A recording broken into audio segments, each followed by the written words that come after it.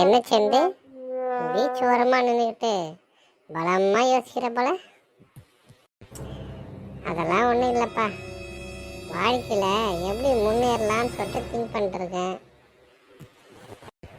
சரி, இவ்வளவு நேரமா என்னதான் யோசிச்ச? கொஞ்சம் சொல்லலாம். படிச்சுட்டு என்ன ஆகிறதுன்றதை பற்றி தான் ஒரே குழப்பமாக இருக்குது. அதை பற்றி தான் யோசிச்சுட்டே இருந்தேன். குழப்பமாக இருக்கா? ஏன்? இதில் என்ன குழப்பம்?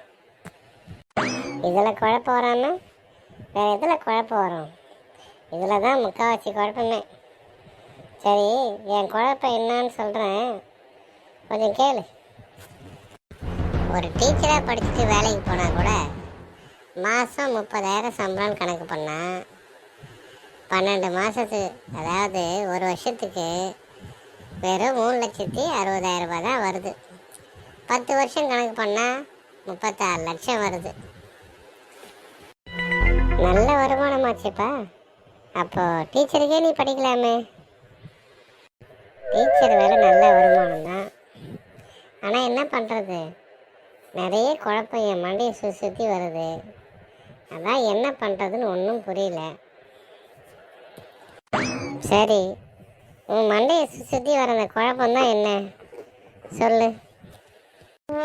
இன்ஜினியரிங் படித்தா வருஷத்துக்கு ஒரு 5 லட்சம் கணக்கு பண்ணால் கூட 10 வருஷத்துக்கு 50 லட்சம் வரும். அட, இது நல்ல படிப்பாக இருக்காப்பா. இதையும் படிக்கலாம்ல, நல்ல வருமானம் வரும்ல. இதில் என்ன குழப்பம் உனக்கு? இதில் தான் குழப்பம்.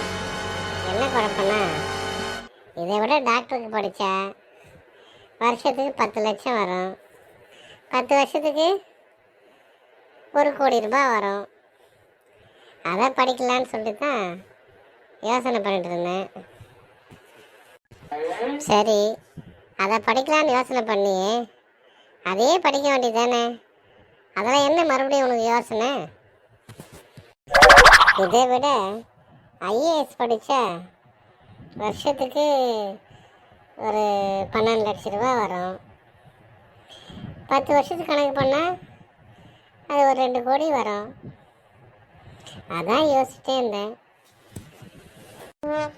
அதான் 2 கோடி வருமானம் வருதுன்னு தெரியுதுல்ல, அதையே படிக்கலாம்ல. அப்புறம் ஏன் இன்னும் யோசிச்சுட்டே இருக்க? ஒன்றுமே படிக்காத இந்த அரசியல்வாதிங்க 5 வருஷம்தான் ஆட்சியிலே இருக்காங்க. ஆனால் அந்த 5 வருஷத்துக்குள்ள 4,000 கோடி 5,000 கோடின்னு சொல்லிட்டு சொத்து சேர்த்துடுறாங்க. அதான் அதை பற்றி யோசிச்சுட்டு உட்காந்துருந்தேன்.